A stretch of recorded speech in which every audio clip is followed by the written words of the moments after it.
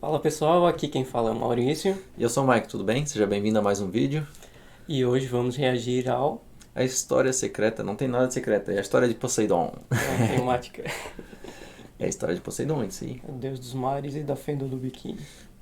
E é isso aí, Patrick! Não esquece do like, deixar o seu comentário, isso reforça o vídeo pra gente entregar pra mais pessoas. Exatamente. E continua. E o like, já falei, se inscreve no canal e vamos pro vídeo. Bora! No Mitologia de hoje, eu vou contar a história de Poseidon, o deus dos mares. Poseidon. Ou como eu gosto de chamar, o Aquaman do Olimpo.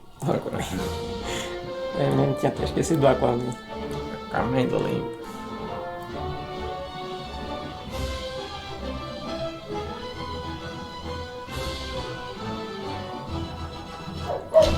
Ó o Cronos.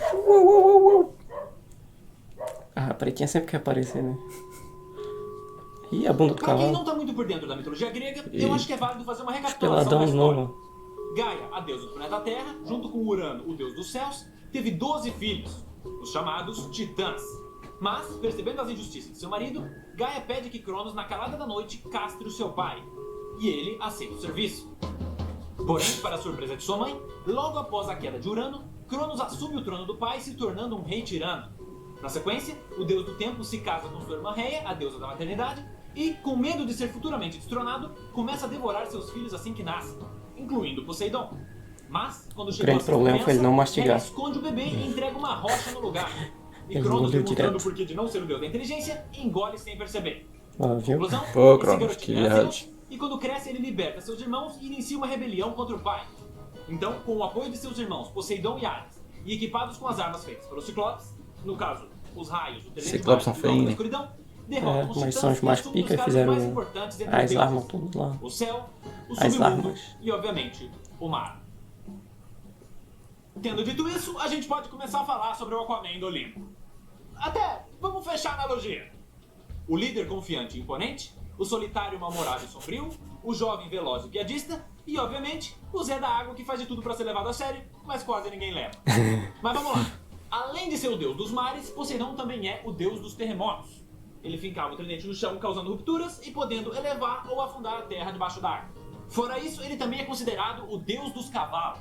Até porque, segundo a mitologia, foi ele que criou esse animal como um presente para os gregos com o intuito de ajudar nas suas tarefas diárias.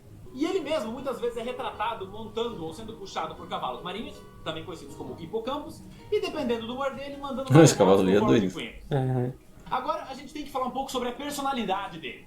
Porque Poseidon é conhecido por ser extremamente temperamental e impulsivo, simbolizando a instabilidade e o perigo dos mares. Tanto que chegou um momento que ele estava tão irritado que ele começou a causar terremotos e tsunamis no mundo inteiro. O que, obviamente, foi incomodando os outros deuses. Então, percebendo isso, Zeus tem uma ideia de como acalmá-lo. Poseidon? vai pescar. Imagina. Vai. Eu notei que você anda um pouco incomodado, irritado. Então, penso que agora talvez seja uma boa hora de você arranjar alguém para cuidar de você. Uma esposa, talvez. E você acha que consegue arranjar alguém que me satisfaça? Sim. Me surpreenda. Então Zeus, que já sabia onde Meio procurar, perigoso isso. procura seu tio Nereu, filho de Gaia, e Pombo. Nereu. E ele, por sua vez, se sente honrado de oferecer uma de suas 50 filhas, as chamadas Nereidas, para que casasse com Poseidon, um deus do Olimpo. Aí Zeus conta isso pro irmão, ele vai até o mar onde elas vivem, e lá ele escolhe Anfitrite, a mais bela e carinhosa dentre suas irmãs. Mas o problema é que Poseidon era tão rude e impulsivo que ela não quis ficar com ele e acabou indo se esconder no mar, o que deixou ele mais irritado ainda e causando mais desastres naturais. Aí Parabéns, essa questão Zeus. só foi se resolver quando ele mandou seu fiel golfinho Delfim para encontrar e convencer Anfitrite. Ou seja, até um golfinho se provou mais inteligente e persuasivo do que o nosso querido deus dos mares. Aí ela aceita se casar com Poseidon e se torna a rainha dos mares, que veio para aplacar a fúria de seu marido, simbolizando as águas calmas. E para homenagear Delfim pela sua ajuda, ele recebeu uma constelação, que realmente existe. Aí com sua esposa, Delfim, Poseidon né? tem um Golfinho. filho, chamado Nossa. Tritão, que serviu de Tristão. inspiração para o conto de Hans Christian Andersen em sua adaptação da Disney, A Pequena Sereia. O que, tecnicamente, faz com que Ariel seja neta de Poseidon e prima sobrinha de Hércules. Mas fora o Tritão, o rei dos mares também teve filhos com outras deusas. Como, por exemplo, Deméter, a deusa da agricultura, com a qual ele, sem consentimento, gerou Despina. E essa divindade tem uma história bem interessante, porque assim que ela nasceu, ela foi abandonada pelos pais. No caso, Poseidon abandonou porque ele é um babaca, e Deméter abandonou porque ela estava muito preocupada em encontrar a sua outra filha Perséfone, que naquele período tinha sido raptada por Hades. E por causa disso, Despina criou um rancor muito grande pelos seus pais Chama e o também conselho pela sua tutelar. irmã, que recebeu todo o amor que ela queria. Então, toda vez que Perséfone ia para o submundo, conforme o combinado entre Zeus e Hades, Despina se aproveitava da ausência de sua irmã e também da negligência de sua mãe em cuidar da terra nesse período para causar geadas que matavam as flores e plantações, destruindo o que as duas passaram meses cuidando. Então, da mesma forma que Perséfone é a deusa da primavera, sua irmã Despina é a deusa do inverno. Mas agora voltando ao Poseidon.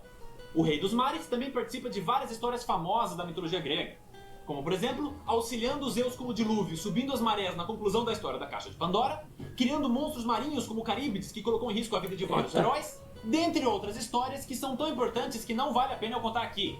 Futuramente elas vão receber episódios próprios do Mitologia. Mas, para não deixar vocês na mão, a primeira eu vou cantar agora. Boa. Achei que ia vir uma propaganda. Na antiga, havia uma cidade chamada Cecrópia, nomeada assim em homenagem ao seu fundador, Cécrope. E Parece sim, um ele tinha pantão. corpo de cobra, mas isso não veio ao caso. Cara, É que ela era uma cidade muito bela e muito bem desenvolvida economicamente, chegando a ter supremacia entre as outras cidades gregas. Então, alguns deuses do Olimpo começaram a almejar essa metrópole, querendo que ela fosse renomeada em sua homenagem, sendo que os principais pretendentes eram Poseidon e Atena. E para resolver essa questão, os dois decidiram fazer uma disputa. Aquele que desse o melhor presente para a cidade faria com que ela recebesse o seu nome. Aí algum tempo se passa e chega o dia da competição.